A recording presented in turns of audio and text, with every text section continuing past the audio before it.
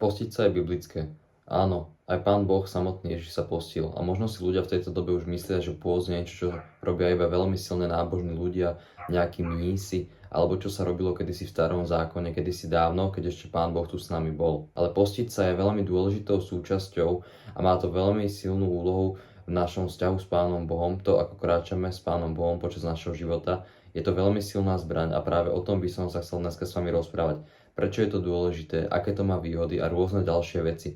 Takže poďme sa na to spoločne pozrieť. Pôst naozaj není vec, ktorá by sa kedysi robila a už prestala. Pôst je silná zbraň a je to vlastne duchovný princíp. A Pán Boh nám hovorí, že keď sa budeme postiť, nie či sa budeme postiť, tak máme robiť to a to, alebo takto k tomu pristupovať. A preto pôst je niečo, čo by mal mať každý veriaci zahrnuté.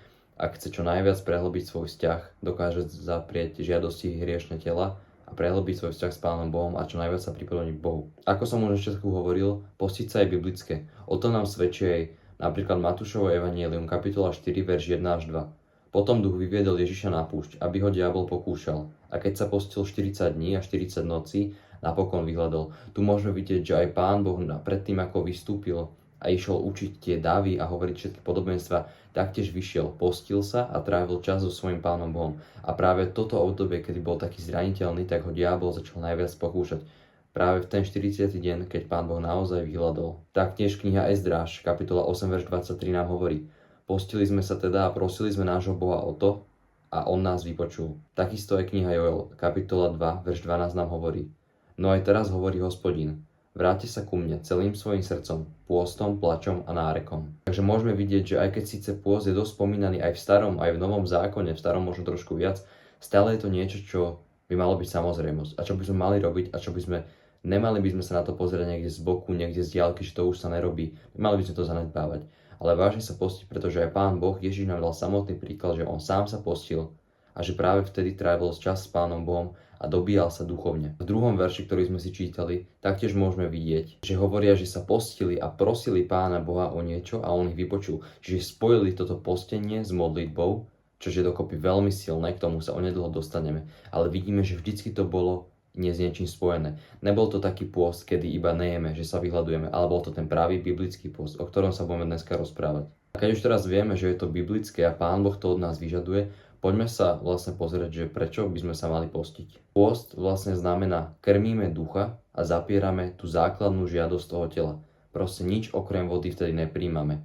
O tých časových obdobiach a koľko sa ešte budeme ďalej neskôr rozprávať, ale dôležité je to, že zapierame tú potrebu toho tela, tým pádom vyhľadujeme to telo a krmíme ducha. A krmíme veci duchovné. Čiže napríklad namiesto času, ktorý by sme strávili varením alebo jedením, budeme tráviť čas ešte navyše s Pánom Bohom. To, koľko si denne niekto číta Bibliu, alebo sa modlí, alebo trávi čas s Pánom Bohom akoukoľvek formou, ešte ten čas, ktorý by v ten deň si varil alebo jedol, bude si navyše proste čítať alebo modliť sa. Aby sme ten vážne pôst využili a spojili napríklad spolu s modlitbou, lebo je to silná zbraň, keď sa postíme a zároveň sa za niečo modlíme. Je to vážne silné, aj keď sa to možno nezdá a nie je to ľahké vydržať, ale je to tak. Čiže krmíme ducha, duchovné veci a do nášho tela nič iné okrem vody by nemalo vstúpiť. Ako začať a prečo to vlastne teda robiť? Najlepšie, čo by som mohol odporučiť, proste poďte do toho. Nejedzte, stanovte si nejaký stanovený čas, kedy nebudete jesť a budete tráviť čas s Pánom Bohom, či je to 12, 24, 30 alebo koľko hodín, možno viac, niekto menej dá na začiatok, proste začnite. Nejedzte, pite iba vodu a vážne trávte čas s Pánom Bohom. O tom to je. Môžeme začať napríklad menej a postupne sa budeme udržiavať. Ja to tak robím, že raz za mesiac mám vyše 30-hodinový pôst a na tom sa už udržiavam. Už to budú asi 2 roky, čo toto praktizujem. Takže buď začneme nejak, budeme tam potom navyšovať, alebo sa budeme potom na tom udržiavať. Čiže si z toho spravíme nejakú rutinu, kedy vieme, že ktorý deň mesiaca alebo dňa bude vyhradený čisto a keď my budeme robiť všetky hociaké iné veci, bude vyhradený pre Pána Boha. Nebudeme krmiť vôbec naše telo, iba našeho ducha a je to taktiež veľmi dôležité a silná zbraň na to, aby sme práve prehlbili náš vzťah s Pánom Bohom a boli čo najviac podobní Bohu. Ako som spomínal, jednou z výhod tohoto pôstu je, že to vážne prehlbí a posilní náš vzťah s Pánom Bohom, pretože sa budeme sústrediť len na to duchovné a budeme krmiť len tú duchovnú časť našeho hriešného tela. A keď sa naučíme zaprieť túto základnú potrebu našeho tela na život, čo je vlastne jedlo, a verte mi, že chvíľkami to býva vážne ťažké v tom pôste, keď pijete len vodu, ste obklopení všelijakým jedlom a vôňami, je to vážne ťažké, ale naučíme sa zaprieť túto základnú potrebu našeho tela a potom následne budeme oveľa ľahšie a lepšie zapierať hociaké hriešne telesné žiadosti našeho tela. Pomôže nám to v boji proti hriechu. Už keď vieme zaprieť to, že nebudeme príjmať potravu, čo naše telo potrebuje na prežitie, časom budeme oveľa ľahšie a jednoduchšie zapierať telesné žiadosti našeho tela. Preto by to malo byť práve niečo pravidelné, niečo, do čoho sa dostaneme, kde si vybudujeme nejakú rutinu a nie niečo jednorázové. Budeme sa postiť raz za rok a hotovo. Je to podľa mňa celkom málo, aspoň raz za mesiac, možno aj to, čo ja robím, je pre niekoho málo raz za mesiac tam postiť, ale na začiatok aspoň raz za mesiac, raz za dva, vážne by sme to mali všetci skúsiť. Pretože tú zmenu a pokrok, ktorý sa časom nadobudne aj práve z tejto modlitby spojenej s postením, uvidíme v našom duchovnom živote. Bude to pre nás len lepšie a práve preto nás tomu Pán Boh povoláva. Lebo vie, čo je pre nás dobré a čo je pre nás najlepšie. Aj keď to nebude to na začiatku vôbec ľahké, ale počasie do toho dostaneme. A budeme si to vážne až užívať a vážiť si také dni. Pretože budeme vedieť, že to, že teraz odoprieme niečo našemu telu, nám prinesie vo výsledku neskôr oveľa väčší pôžitok ako to, keby sme to porušili a náhodou by sme začali jesť. Takisto aj z hľadiska autofágie a regenerovania a odpočívania tráviaceho systému z toho telesného a vedeckého štúdia pohľadu to má tiež nejaké výhody, ale o to sa teraz nebudeme rozprávať, ale je to zdravé. Pokiaľ to niekomu zdravé nezakazuje, tak sa nemusí čoho báť a má to taktiež svoje výhody, o ktorých možno by niektorí diskutovali, že nemá, lebo vlastne psychicky to môže na vás robiť nejaký tlak, ale verte mi, má to aj takéto výhody a tie duchovné výhody sú ešte väčšie a lepšie. A na záver ešte nejaké osobné tipy alebo všeobecné pre toto postenie sa, či už keď sa niekto postí ako pokročili, alebo ešte len by sa do toho plánoval zabehnúť. Nechajme si to medzi nami a Bohom. Nebuďme ako farizei v Novom zákone, ktorí sa postili a robili všetko na slávu a chválu, aby ich druhí ľudia chválili a aby získali schválenie od ľudí. Nechajme si to medzi nami a Bohom. Postíme sa, nemusíme to rozsľubovať hocikomu. Keď sa niekto opýta, či sme hladní, zase nehovorím, že musíme klamať, že povieme, že sa najeme neskôr, alebo tak. Ale nechajme si to hlavne medzi nami a medzi Bohom. Lebo Pán Boh nám sľubuje, že On nás vidí. On nás vidí, aj keď to nevidí nikto iný. A môžeme to robiť práve iba pred Bohom a nie pred ľuďmi, aby sme získali schválenie od ľudí. Ale Pán Boh nám dá svoju odmenu. Taktiež príjmať dostatok vody počas tohoto pôstneho obdobia, veľmi dôležité, to mi verte, to fakt nezanedbávajte. A ako som hovoril na začiatku, čítajme si Bibliu a modlíme sa viac, ako by sme normálne cez deň robili.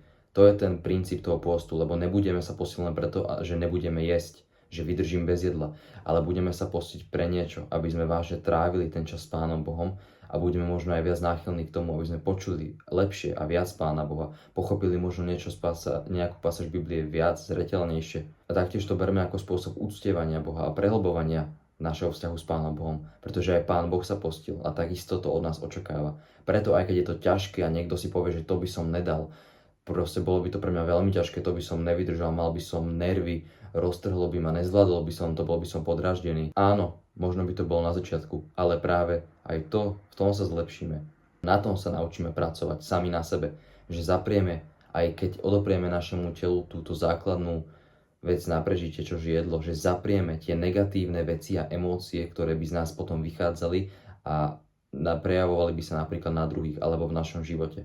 Naučíme sa aj s tým pracovať a naučíme sa, že jedlo není náš Boh a nemusíme sa nechávať pocitom hladu takto ovládať a takto silno ovplyvňovať. Niekto si možno vážne myslí, že by to nedokázal, že by to nedal, že by bol strašne nepríjemný. Ale možno práve to je to, prečo by sme mali začať, aby sme sa nenechali kontrolovať a ovládať jedlom, aby jedlo nebolo Boh v našom živote, ale aby aj keď sme takýto oslabení, kráčali v duchu, aby nás žiadny hlad neovplyvnil k tomu, aby sme sa správali nejak, ako by sme sa nemali k druhým. A verím, že všetci dobre vieme, o čom hovorím. Ja napríklad, keď sa postím a modlím, tak sa modlím za nejaké určité veci, ktoré by som proste chcel a prosím si od Pána Boha, aby ma vypočul alebo aby mi pomohol.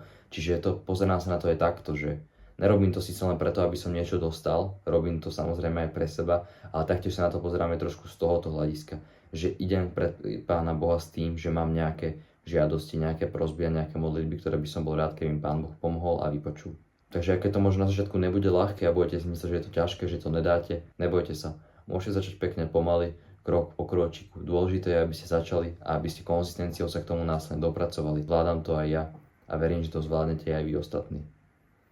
Preto sa postíme a nenechajme hlad, alebo keď sa budeme postiť práve, aby sa ten pôst premenil na nejaký hnev a negatívne emócie voči druhým, ale uvedomme si, že aj to, čo môže z nás vychádzať, keď sme hladní, nemusí byť správne a taktiež ako niečo, na čo môžeme zapracovať a zlepšiť v našom živote. Preto sa postíme, aby sme sa čo najviac pripodobili Pánu Bohu a aby sme prehlbovali spoločne náš duchovný život. A verím, že aj tí najväčší milovníci jedla, ako som ja, to dokážu, pretože dokážeme všetko skrze Pána Boha, ktorý nás posilňuje a ktorý nám sľubuje pri všetkom, ako aj pri pôste pomoc. Ale musíme aj my naozaj ukázať Pánu Bohu, že chceme. Snažiť sa chcieť, zaprieť seba, tú žiadosť jesť a vydržať to. Pretože aj keď možno v tom najväčšom pokušení pri pôste máme chuť niečo si dať a porušiť to, uvedomme si, že ten zmysel a dôvod, prečo to robíme, je oveľa väčší a hlbší, ako by bol ten chvíľkový pôžitok z toho, že sa nám na chvíľu uvoľní, že sa najeme. Preto vydržme to, dokážeme to, zvládnime to, zaprieme zuby a snažme sa. Pán Boh taktiež pre nás zniesol rôzne tresty a utrpel si to, čo by sme nemali. A toto sa ani nedá porovnať s tým, čo Pán Boh si utrpel. Preto zaprieme sa, dokážeme to, všetci to dokážeme. Preto sa vážne snažme a ukážeme Bohu, že sme ochotní snažiť sa a podstúpiť aj niečo, čo bude možno nepríjemné a nekomfortné, najmä na naše hriešne a slabé telo, ale že my ho následujeme. Ako praví kresťania sa budeme mu snažiť aj v tomto pripodobniť.